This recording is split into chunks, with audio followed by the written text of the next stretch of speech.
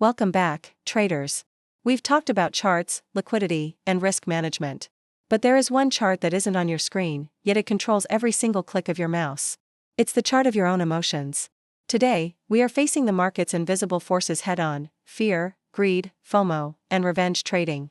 Let's be direct, emotions drive most trading decisions. It's a fact. And when left unchecked, they are the root cause of inconsistency and devastating losses. The goal of this session isn't to eliminate emotions, that's impossible. The goal is to learn to recognize your unique emotional triggers and manage them, transforming your psychology from a liability into your greatest asset. Understand this: the trading floor is not just on Wall Street. It's in your mind. The markets are a relentless test of your emotional resilience. Your biggest challenge will never be a wick or a bar, the biggest challenge is the trader.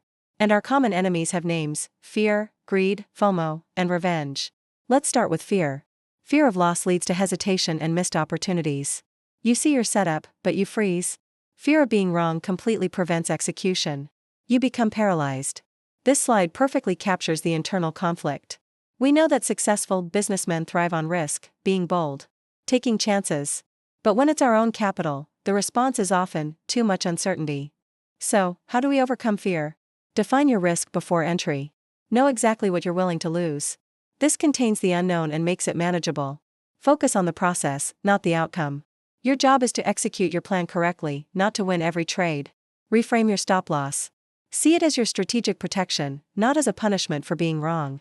On the opposite end of the spectrum is greed. Greed is the voice that says, "This one trade will make me rich." It drives overtrading, ignoring your plan, and holding winners for too long until they turn into losers. Look at this image. You've hit your profit target, but greed whispers, "But it could 10x. To manage greed, set profit targets and stick to them. Take the win. Journal your trades to highlight those impulsive, greedy moments. Remind yourself daily, consistency is greater than one big win. Sustainable wealth is built slowly. Then there's FOMO, the fear of missing out. This is triggered when you see a market rocketing without you, or you see others posting profits online. It causes you to enter late, at terrible prices, with poor risk to reward, purely based on emotion. To handle FOMO, accept that you will miss trades. There will always be another opportunity. The market is not going away. Discipline yourself to wait for the next high probability setup, according to your plan. Detach from social media hype. The highlight reels of other traders are poison for your discipline. And perhaps the most destructive of all, revenge trading. This is an emotional reaction to a loss. It's not a strategy, it's a tantrum. You're not trading to make money, you're trading to get back at the market, which always ends in more pain. Look at this powerful visual. The path to recovery isn't more action, it's less. Before, 71 trades driven by emotion. After, 21 trades driven by a plan. The mantra says it all: the plan is clear, the setup is valid. I will execute. To prevent revenge trading, take a mandatory break after a loss. Walk away from the screen. Review the loss objectively before even thinking about a new trade. Shift your focus from recovering money to learning a lesson. The first step to mastery is awareness. You must learn to recognize your personal triggers. The signs are physical and mental: tension in your shoulders, overanalyzing a simple setup, rushing to place an order. Track these in your journal. Note your emotion pre-trade, during, and post-trade. As this slide wisely states, awareness is the first step to mastery. So, how do we build control? This is the practical work. Practice mindfulness or meditation. Just 5 to 10 minutes a day can train your brain to observe emotions without being controlled by them. Set structured trading hours. This reduces impulsive, all-day screen watching. Use affirmations or reminders.